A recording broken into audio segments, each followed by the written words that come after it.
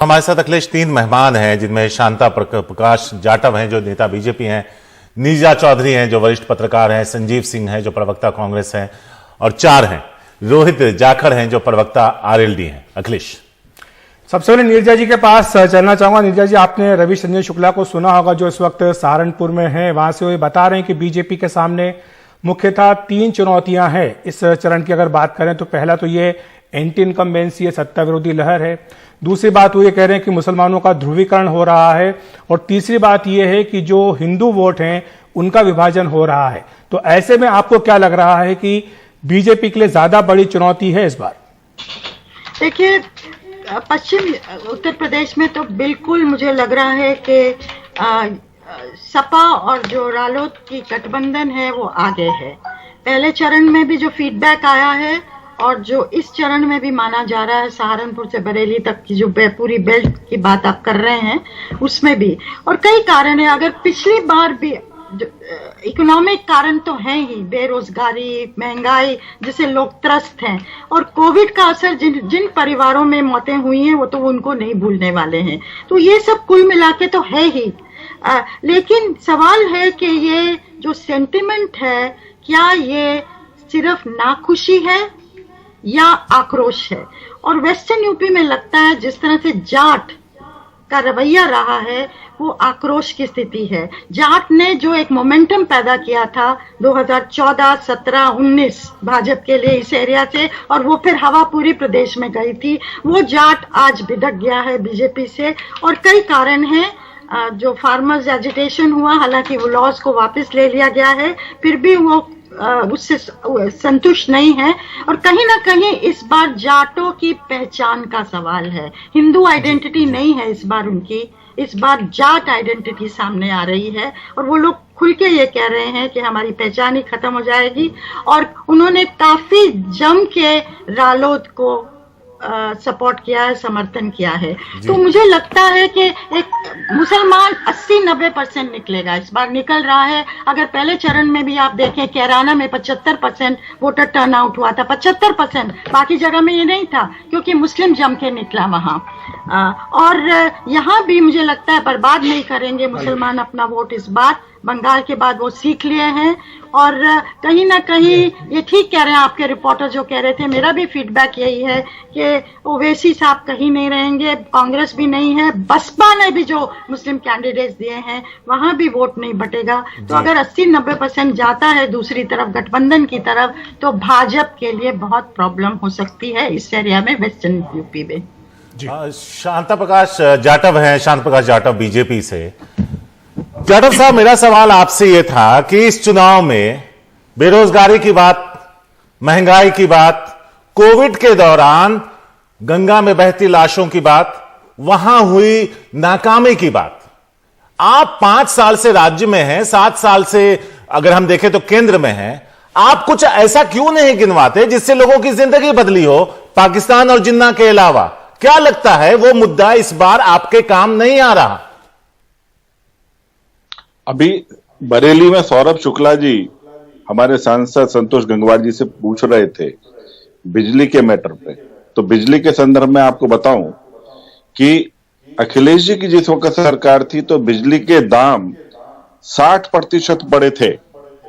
जो 300 unit free देने की ये बात कर रहे हैं, अखिलेश जी के समय में इलेक्ट्रिसिटी का हालत ये थी कि बिजली की तारें कपड़े सुखाने के काम आती थी।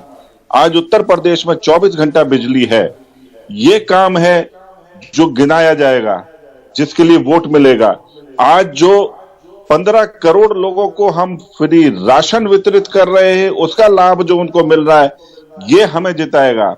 43 लाख हमने वहां पर मकान, जिनके पास में पक्के मकान नहीं थे, छप्परों में रहने के लिए मजबूर थे, उनको 43 लाख मकान दिए हैं। उनके मकानों के ऊपर उनके नाम लिखे हुए हैं, मुश्ताक, आरिफ, सलमान, ये लोग वोट देने वाले हैं। और जो शौचालय 2.61 लाख हमने वहां पर बना करके दिए हैं, जिसमें मजबूरी में लोग जो है खेत में जाकर के शौच करने के लिए मजबूर थे। आज पूरा उत्तर प्रदेश खुले में शौच से मुक्त है। यह है डेवलपमेंट।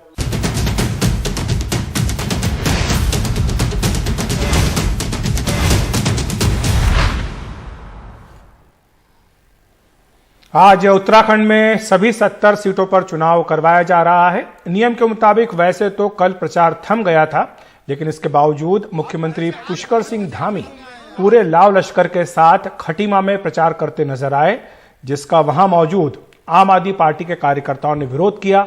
विरोध के बाद मुख्यमंत्री धामी को वहां से वापस जाना पड़ा।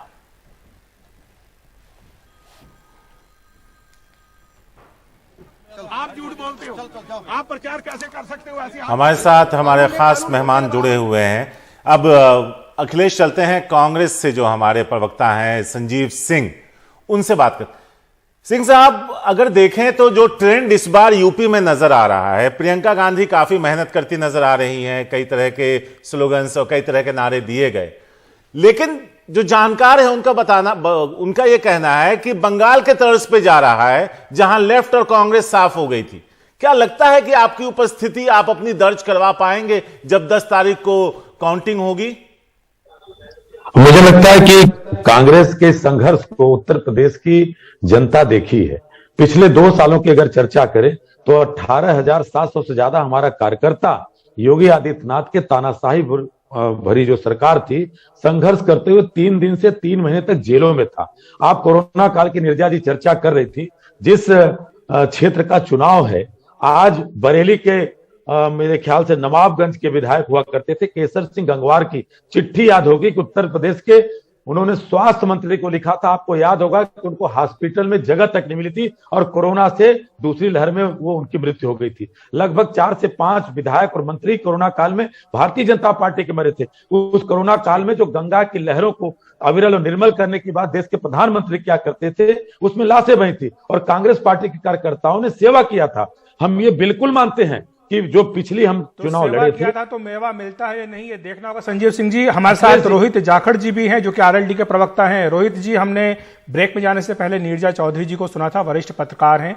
वो ये कह रही हैं कि जाट वोट जो है इस बार एकजुट होकर के आरएलडी के सपा के गठबंधन के पक्ष में वोट दे रहे हैं। लेकिन मेरा सवाल ये है कि जाट तो हमेशा से ही 50% से अधिक आरएलडी को वोट देते आए हैं, तो इस बार ऐसा नया क्या हो रहा है जिसके चलते आपको लगता है कि आपको बड़ी कामयाबी मिल सकती है पिछली बार की तुलना में? रोहित जी, क्या आप मुझे सुन पा रहे हैं? हेलो। हाँ अखिलेश जी, नमस्कार। अपनी बात पूरी कीजिए जी। अखिलेश जी, जाति धर्म से परे यूपी में एक और गठबंधन इस बार हुआ है। किसान, वंचित, बेरोजगार और युवाओं का गठबंधन है। ये गठबंधन उन नौकरियों के खिलाफ है जो अहंकारी सरकार को मिटाने का काम करेगा, चाहे वो अध्यापक भर्ती हो, शिक्षा मित्र का मामला हो जिसमें महिलाओं को मुंडन कराना पड़ा था, अनुदेशक भर्ती हो, आंगनबाड़ी का विषय हो, पुलिसकर्मी भर्ती हो, आशा प्रेरक भर्ती हो या बीएड टेट 2011 की भर्ती हो, ग्राम रोजगार सेवक हो, और बेरोजगार युवकों ने तय कर लिया है कि भारतीय जनता पार्टी के जो लठ तंत्र जिसमें लोगों की आवाज को रोकने का काम, बंद करने का काम इन्होंने किया है, उसे वोट की ठसक से जवाब देंगे। और निश्चित ही ट्रेंड्स आप देख रहे हो, पहले फेज से ज्यादा ट्रेंड्स आपको दूसरे में दिखेंगे और ये निरंतर आखिरी फेज तक बढ़ते रहेंगे। सरकार किसान, कमेरे, बेरोजगार, वंचितों की एकजुटता की सरकार आ रही है। ये चीज इस बार चुनाव में नहीं है। हिंदू मुसलमान और ध्रुवीकरण इस बार भारतीय जनता पार्टी का जमीन पे नहीं चला। लगातार ये ध्रुवीकरण की बात कर रहे हैं, लेकिन लोगों ने सिरे से नकार दिया है।